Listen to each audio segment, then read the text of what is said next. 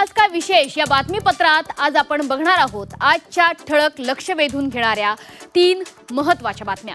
पहिली लक्ष वेधून घेणारी बातमी आहे अर्थातच झी24 तासच्या बातमीच्या महा इम्पॅक्टची। पुण्यातील कोरेगाव पार्क जमीन व्यवहार अखेर रद्द करण्यात आलेला आहे।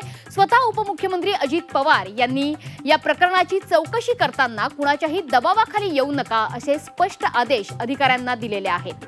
तर दोषींवर कठोर कारवाई करण्यात येईल, कोणालाही सोडणार नाही असं आश्वासन मुख्यमंत्री देवेंद्र फडणवीस यांनी दिलंय।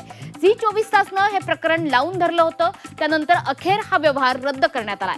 व्यवहार रद्द झाल्याची घोषणा अजित पवार यांनी केली असली तरी सुद्धा प्रत्यक्षात या संबंधीचं मुद्रांक शुल्क हे भरावंच लागणार आहे। 60% स्टॅम्प ड्युटी प्रमाणे दोन्ही बाजूंचं शुल्क 21 कोटी होतं, पण मूळ व्यवहाराच्या वेळी शुल्क हे दोन्ही पार्ट्यांनी बुडवलं असल्या कारणानं आता रद्द होताना शासनाकडे 21+21 अशी एकूण 42 कोटींची स्टॅम्प ड्युटी भरावी लागणार आहे।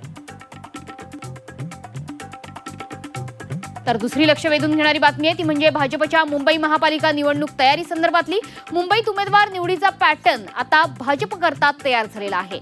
उमेदवार निश्चिती करताना इलेक्टिव्ह मेरिटला प्राधान्य दिलं जाणार आहे। माजी नगरसेवकांच्या कामांचं मोजमाप होणार आहे। नगरसेवक असताना वॉर्डमध्ये पाडलेला प्रभाव, पक्षानं दिलेले कार्यक्रम पूर्ण केलेत की नाही या संदर्भाने विचार करून मगच व्यक्तीला तिकीट मिळणार आहे। इतकंच नाही तर तरुण चेहऱ्यांकडे सुद्धा भाजपचं विशेष लक्ष असणार आहे। तर आता तिसरी लक्ष वेधून घेणारी बातमी आहे ती म्हणजे आगामी निवडणुकीसाठी महाविकास आघाडीकडून सुरू असलेल्या मोर्चे बांधणीची। नगरपंचायत आणि नगरपालिकेच्या निवडणुका या जाहीर झाल्यात, त्याच्यामुळे महायुतीकडून महाविकास आघाडीकडून राज्यभरात मोर्चे बांधणी सुरू आहे। अशातच सिंधुदुर्गामध्ये मात्र नवीन समीकरण जुळून येण्याची शक्यता आहे। राणेंचं वर्चस्व मोडून काढण्यासाठी शिवसेना युबीटी आणि शिंदेची शिवसेना एकत्र येण्याची शक्यता आहे। या एकत्र येण्याबाबतचा प्रस्ताव स्थानिक नेत्यांनी वरिष्ठांकडे पाठवलेला आहे। वरिष्ठांच्या निर्णयानंतर पुढचा निर्णय होणार असला तरी सुद्धा या निमित्तानं राजकीय वर्तुळात जोरदार चर्चा सुरू झाली आहे।